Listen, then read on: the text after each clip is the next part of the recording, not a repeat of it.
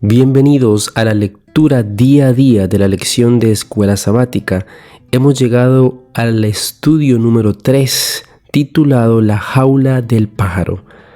Dios les bendiga, mis queridos y apreciados hermanos. Es un gozo y es un placer saludarles y darles la bienvenida al canal más cerca de Cristo.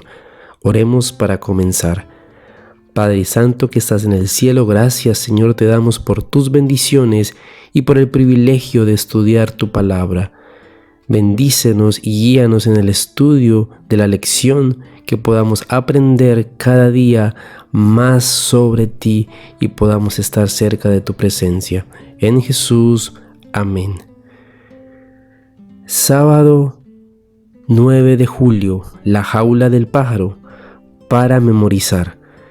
Esto es para ustedes motivo de gran alegría, a pesar de que hasta ahora han tenido que sufrir diversas pruebas por un tiempo. Primera de Pedro 1:6. A plena luz del día y al oír la música de otras voces, el pájaro enjaulado no cantará lo que su amo procure enseñarle. Aprende un poquito de esto, un trino de aquello, pero nunca una melodía entera y definida. Entonces el amo cubre la jaula y la pone donde el pájaro no oiga más que el canto que ha de aprender. En la oscuridad lo ensaya y vuelve a ensayar hasta que lo aprende, y prorrumpe en perfecta melodía. Después el pájaro es sacado de la oscuridad y en lo sucesivo cantará ese mismo canto a plena luz. Así trata Dios a sus hijos. Tiene un canto que enseñarnos, y cuando lo haya aprendido entre las sombras de la aflicción, podremos cantarlo perpetuamente. Fíjate en que el que lleva el pájaro a la oscuridad es el mismo dueño. Es fácil entender que Satanás causa dolor, pero Dios mismo participaría activamente en guiarnos a los crisoles donde experimentamos confusión o dolor. Un vistazo a la semana. ¿Qué ejemplos bíblicos recuerdas en los que Dios mismo conduce a la gente a experiencias que Él sabe que implicarán sufrimiento? ¿Cuáles crees que eran los nuevos cantos que Él quería que entonaran? Domingo 10 de julio, hacia la tierra prometida por un callejón sin salida. Y cuando Faraón se hubo acercado, los hijos de Israel alzaron sus ojos, y he aquí que los egipcios venían tras ellos, por lo que los hijos de Israel temieron en gran manera y clamaron a Jehová. Éxodo 14:10. ¿Alguna vez caíste en una trampa o te topaste con un callejón sin salida? A veces puede ser agradable, como cuando entras en una sala y descubres que un grupo de amigos te estaba esperando y todos exclamaban «¡Sorpresa! ¡Feliz cumpleaños!». Otras veces puede resultar bastante impactante y hasta muy desagradable. Quizá tuviste compañeros agresivos en la escuela o un colega de trabajo que inesperadamente trató de hacerte quedar mal. Desde el día en que los israelitas salieron de Egipto hasta que llegaron a la tierra prometida, Jehová iba delante de ellos de día en una columna de nube para guiarlos por el camino y de noche en una columna de fuego para alumbrarles, a fin de que anduviesen de día y de noche. Éxodo 13:21. Dios mismo dirigió cada etapa de su viaje, pero fíjate a dónde los condujo primeramente, a un lugar donde tenían el mar por delante, las montañas a ambos lados y al ejército de Faraón por detrás a la vista de ellos. Lee Éxodo 14. ¿Por qué Dios llevó a los israelitas a un lugar donde sabía que les causaría terror? Éxodo 14 nos dice: Habló Jehová a Moisés diciendo: Di a los hijos de Israel que den la vuelta y acampen delante de Pi Hahirot, entre Migdol y el mar hacia Baal Zephón. Delante de él acamparéis junto al mar, porque Faraón dirá a los hijos de Israel: encerrados están en la tierra, el desierto los ha encerrado. y yo endureceré el corazón de Faraón para que lo siga, y seré glorificado en Faraón y en todo su ejército, y sabrán los egipcios que yo soy Jehová. Y ellos lo hicieron así. Y fue dado aviso al rey de Egipto que el pueblo huía, y el corazón de Faraón y de sus siervos se volvió contra el pueblo, y dijeron: ¿Cómo hemos hecho esto de haber dejado ir a Israel para que no nos sirva? Y unció su carro y tomó consigo su pueblo, y tomó 600 carros escogidos y todos los carros de Egipto y los capitanes sobre ellos. Y endureció Jehová el corazón de Faraón, rey de Egipto, y él siguió a los hijos de Israel, pero los hijos de Israel habían salido con mano poderosa. Siguiéndolos pues los egipcios con toda la caballería y carros de Faraón, su gente de a caballo y todo su ejército los alcanzaron acampados junto al mar. Y cuando Faraón se hubo acercado, los hijos de Israel alzaron sus ojos, y he aquí que los egipcios venían tras ellos. Pero lo que los hijos de Israel temieron en gran manera, y clamaron a Jehová. Y dijeron a Moisés: ¿No había sepulcros en Egipto que nos has sacado para que muramos en el desierto? ¿Por qué has hecho así con nosotros, que nos has sacado de Egipto? ¿No es esto lo que te hablamos en Egipto, diciendo: déjanos servir a los egipcios? ¿Por qué mejor no nos fuera servir a los egipcios que morir nosotros en el desierto? Y Moisés dijo al pueblo: no temáis, estad firmes y ved la salvación que Jehová hará hoy con vosotros, porque los egipcios que hoy habéis visto, nunca más para siempre los veréis. Jehová peleará por vosotros y vosotros estaréis tranquilos. Seguir la columna no nos asegura que seremos felices todo el tiempo.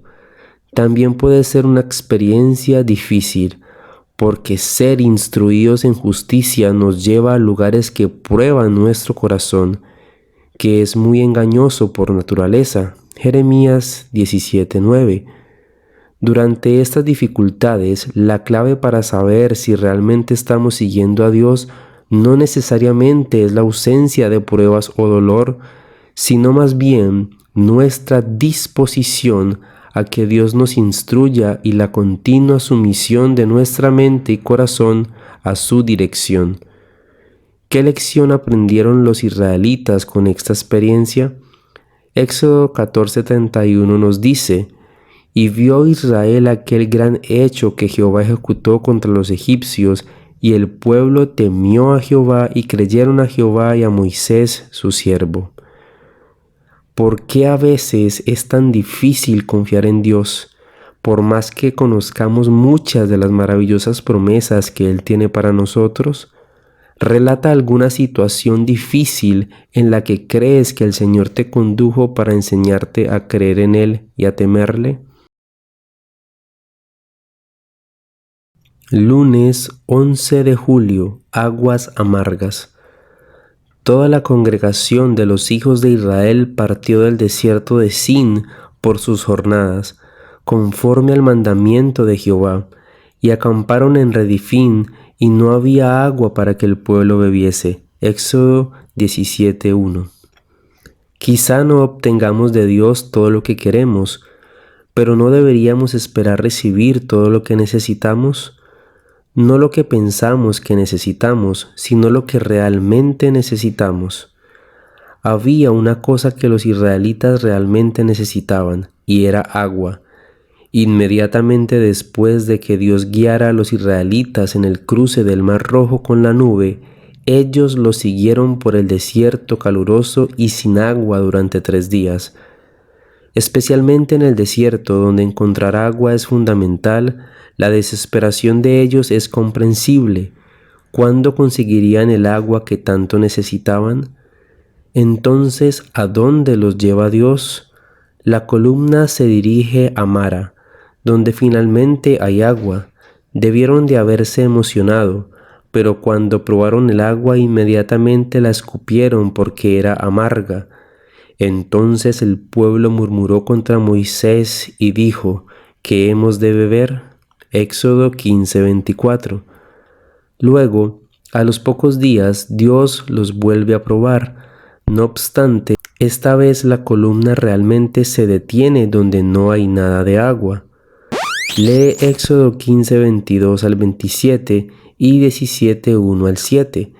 ¿Qué le reveló Dios a Israel acerca de sí mismo en Mara y Refidim? ¿Qué lecciones deberían haber aprendido? Éxodo 15, 22 al 27 nos dice: E hizo Moisés que partiese Israel del Mar Rojo, y salieron al desierto de Shur, y andaron 3 días por el desierto sin hallar agua, y llegaron a Mara, y no pudieron beber las aguas de Mara, porque eran amargas. Por eso le pusieron el nombre de Mara. Entonces el pueblo murmuró contra Moisés y dijo: ¿Qué hemos de beber?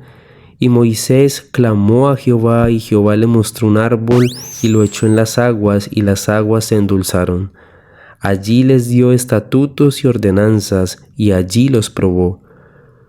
Y dijo: Si oyeres atentamente la voz de Jehová tu Dios, e hicieres lo correcto delante de sus ojos, y diereis oído a sus mandamientos, guardares todos sus estatutos, ninguna enfermedad de las que envía a los egipcios te enviaré a ti, porque yo soy Jehová tu sanador. Y llegaron a Elim, donde había 12 fuentes de aguas y 70 palmeras, y acamparon allí junto a las aguas. Éxodo 17, 1 al 7 nos dice: Toda la congregación de los hijos de Israel partió del desierto de Sin por sus jornadas, conforme al mandamiento de Jehová, y acamparon en Refidim, y no había agua para que el pueblo bebiese. Y altercó el pueblo con Moisés y dijeron: Danos agua para que bebamos. Y Moisés les dijo: ¿Por qué altercáis conmigo? ¿Por qué tentáis a Jehová? Así que el pueblo tuvo allí sed y murmuró contra Moisés y dijo: ¿Por qué nos hiciste subir de Egipto para matarnos de sed a nosotros, a nuestros hijos y a nuestros ganados? Entonces clamó Moisés a Jehová diciendo: ¿Qué haré con este pueblo? De aquí a un poco me apedrearán. Y Jehová dijo a Moisés: Pasa delante del pueblo y toma contigo de los ancianos de Israel, y toma también en tu mano tu vara con que golpeaste el río, y ve. He aquí que yo estaré delante de ti, allí sobre la peña de Oret, y golpearás la peña, y saldrán de ellas aguas, y beberá el pueblo. Y Moisés lo hizo así en presencia de los ancianos de Israel, y llamó el nombre de aquel lugar Masad y Meriba, por la rencilla de los hijos de Israel, y porque tentaron a Jehová diciendo: ¿Está pues Jehová entre nosotros o no? En Refidín, ¿qué pregunta hicieron los hijos de Israel? ¿Te planteaste esta misma pregunta alguna vez? ¿Cómo te sentías y qué lecciones aprendiste después de recibir respuesta? ¿Cuántas veces necesitamos recibir respuesta para dejar de cuestionarnos esto? Martes 12 de julio, el gran conflicto en el desierto. Jesús, lleno del Espíritu Santo, volvió del Jordán y fue llevado por el Espíritu al desierto por 40 días y era tentado por el diablo. Lucas 4, 1 y 2. Lee Lucas 4, 1 al 13. ¿Qué lecciones puedes aprender de este relato sobre cómo vencer la tentación y no ceder al pecado? Las tentaciones pueden ser muy difíciles porque apelan a las cosas que realmente deseamos y siempre parecen surgir en los momentos de mayor debilidad. Lucas 4 es el comienzo de la historia de la tentación de Jesús por parte de Satanás y llama nuestra atención a algunos temas difíciles. A simple vista, pareciera que el Espíritu Santo lleva a Jesús a la tentación. Sin embargo, Dios nunca nos tienta. Más bien, como hemos visto, Dios nos lleva a crisoles de prueba. Lo notable de Lucas 4 es que el Espíritu Santo puede guiarnos a momentos de prueba que implican que estaremos expuestos a las feroces tentaciones de Satanás. En esas ocasiones, cuando sentimos estas tentaciones con tanta fuerza, podemos malinterpretar y pensar que no hemos estado siguiendo a Dios correctamente. Pero esto no necesariamente es así. Muchas veces, al encontrarnos en situaciones penosas, dudamos de que el Espíritu de Dios nos haya estado guiando. Pero fue la conducción del Espíritu la que llevó a Jesús al desierto para ser tentado por Satanás. Cuando Dios nos somete a una prueba, tiene un propósito que lograr para nuestro bien. Jesús no confió presuntuosamente en las promesas de Dios yendo a la tentación sin recibir la orden divina, ni se entregó a la desesperación cuando le sobrevino la tentación, ni debemos hacerlo nosotros. A veces, cuando estamos en el crisol, nos quemamos en lugar de purificarnos. Por lo tanto, es muy reconfortante saber que cuando caemos en tentación, podemos volver a tener esperanza porque Jesús se mantuvo firme. Lo bueno es que Dios no nos abandona ni se olvida de nosotros, porque Jesús es quien carga con nuestros pecados. Él pagó el castigo por nuestra incapacidad de soportar esa tentación, porque pasó por un crisol peor que el de cualquiera de nosotros. Hay esperanza incluso para el primero de los pecadores. Primera de Timoteo 1:15. ¿Qué tentaciones enfrentas ahora? Dedica tiempo a orar. Pide al Señor que te enseñe a poner en práctica las lecciones del ejemplo de Jesús en tu vida. Recuerda, no necesitas sucumbir a la tentación, nunca. Recuerda también que si caes, tienes un Salvador. Miércoles 13 de julio. Un legado que perdura. Lee 1 de Pedro 1, 6 y 7. ¿Qué es lo que dice Pedro? En lo cual vosotros os alegráis, aunque ahora por un poco de tiempo, si es necesario, tengáis que ser afligidos en diversas pruebas, para que, sometida a prueba vuestra fe, mucho más preciosa que el oro, el cual aunque perecedero se prueba con fuego, sea hallada en alabanza, gloria y honra cuando sea manifestado Jesucristo. Pedro escribe a gente que estaba pasando por dificultades y que a menudo se sentía muy sola. Escribió a los expatriados de la dispersión en el Ponto, Galacia, Capadocia, Asia y Bitinia. Esta es la zona que conocemos hoy como Turquía Occidental. Unos versículos más adelante, Pedro expresa que sabe que están afligidos en diversas pruebas. ¿Qué quiere decir Pedro con expatriados de dispersión? ¿Cómo podría eso intensificar sus pruebas? Ser cristiano en aquella época era algo nuevo. Los creyentes eran pocos y estaban diseminados en diversos lugares donde claramente eran una minoría que en el mejor de los casos era incomprendida y en el peor perseguida. Sin embargo, Pedro les asegura que estas pruebas no son azarosas ni caóticas. La fe auténtica es la meta de quienes perseveran en diversas pruebas. Lee 1 de Pedro 1, 6 al 9. ¿Qué garantía fundamental busca dar Pedro a estas personas en medio de sus pruebas? ¿Qué significa esta esperanza para nosotros también? Primera de Pedro 1, 6 al 9 nos dice: en lo cual vosotros os alegráis, aunque ahora por un poco de tiempo, si es necesario, tengáis que ser afligidos en diversas pruebas, para que sometida a prueba vuestra fe, mucho más preciosa que el oro, el cual aunque perecedero se prueba con fuego, sea hallada en alabanza, gloria y honra cuando sea manifestado Jesucristo, a quien amáis sin haberle visto, en quien creyendo, aunque ahora no lo veis, os alegráis con gozo inefable y glorioso, obteniendo el fin de vuestra fe, que es la salvación de vuestras almas. Independientemente de cuáles hayan sido esas pruebas y sufrimientos, ¿Qué punto de comparación tienen con la eternidad que les espera cuando Cristo regrese? Las palabras de Pedro para ellos son las palabras de Dios para nosotros.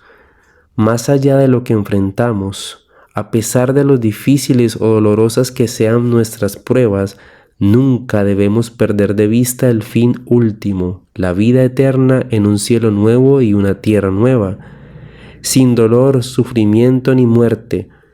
Con esa promesa ante nosotros, una promesa garantizada por la muerte de Jesús.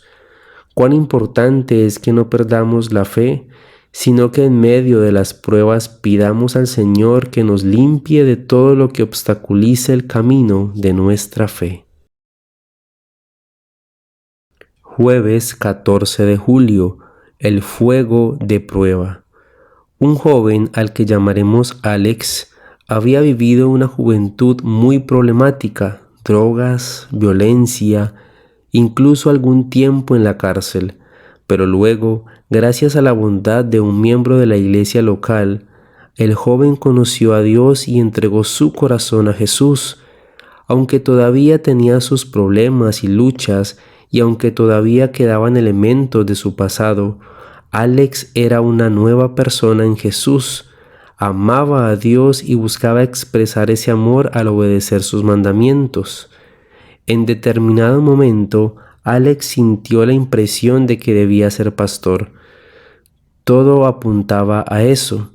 Estaba respondiendo al llamado de Dios sin ninguna duda. En la universidad, las cosas fueron bien al comienzo. Luego, una tras otra, las cosas le empezaron a ir mal, y su vida comenzó a desmoronarse. Su fuente de dinero comenzó a agotarse.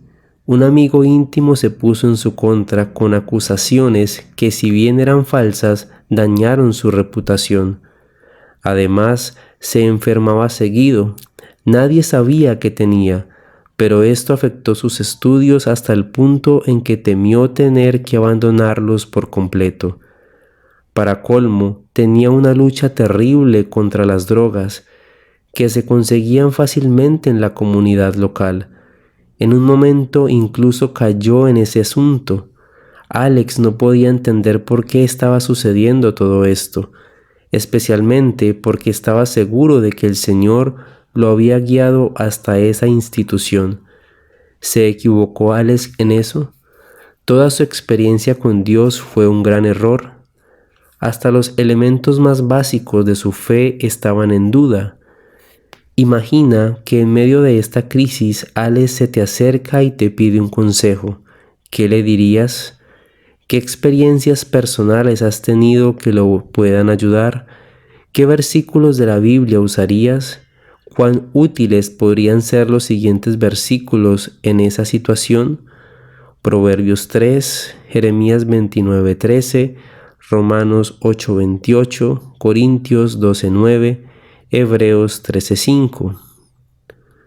Nos dice entonces Jeremías 29:13, y me buscaréis y me hallaréis, porque me buscaréis de vuestro corazón. Romanos 8:28. Y sabemos que a los que aman a Dios todas las cosas les ayudan a bien, esto es, a los que conforme a su propósito son llamados. Segunda de Corintios 12:9. Y me ha dicho, bástate mi gracia, porque mi poder se perfecciona en la debilidad. Por lo tanto, de buena gana me gloriaré más bien en mis debilidades, para que repose sobre mí el poder de Cristo. Casi todos los que siguen al Señor han tenido crisis durante las cuales se vieron tentados a dudar de la dirección de Dios. Lo importante en esas situaciones es aferrarse a las promesas, recordar la dirección de Dios en el pasado y orar pidiendo fe y perseverancia. El Señor nunca se dará por vencido con nosotros. La pregunta para nosotros es, ¿cómo hacer para no sucumbir a la tentación de renunciar a Él? Viernes 15 de julio, para estudiar y meditar. Lee Elena de White, Patriarcas y Profetas, el Éxodo, página 286 a la 295, y el deseado de todas las gentes, la tentación, página 89 a la 99. Pero en la antigüedad, el Señor guió a su pueblo a Refidim, y quizá decida llevarnos allí a nosotros también, para probar nuestra lealtad. No siempre nos lleva a lugares agradables. Si así fuera, en nuestra autosuficiencia nos olvidaríamos de que Él es nuestro ayudador. Él anhela manifestarse ante nosotros y revelarnos las abundantes provisiones que tenemos a nuestra disposición, y permite que nos lleguen pruebas y desilusiones para que nos demos cuenta de nuestra impotencia y aprendamos a pedirle ayuda. Él puede hacer que fluyan corrientes refrescantes de la dura roca. Nunca sabremos hasta que estemos cara a cara con Dios, cuando veremos cómo somos vistos y conoceremos cómo somos conocidos, cuántas cargas llevó Él por nosotros y cuántas cargas habría deseado llevar, si con la fe de un niño se las hubiéramos dado a Él. Preguntas para dialogar. A menudo hablamos de la tentación como algo individual, y así es. Al mismo tiempo, existen tentaciones colectivas de las que deberíamos estar precavidos como iglesia o como familia de la iglesia local. Pregunta si alguno está dispuesto a hablar de algún lugar desagradable al que lo llevaron. ¿Por qué resultó ser desagradable? Si tuviera que reconsiderar esa experiencia hoy, ¿las vería de otro modo? Todos entendemos el principio que está detrás del hecho de que Dios permite que las pruebas nos purifiquen y nos refinen. Sin embargo, ¿cómo entendemos la situación en la que los juicios aparentemente carecen de valor?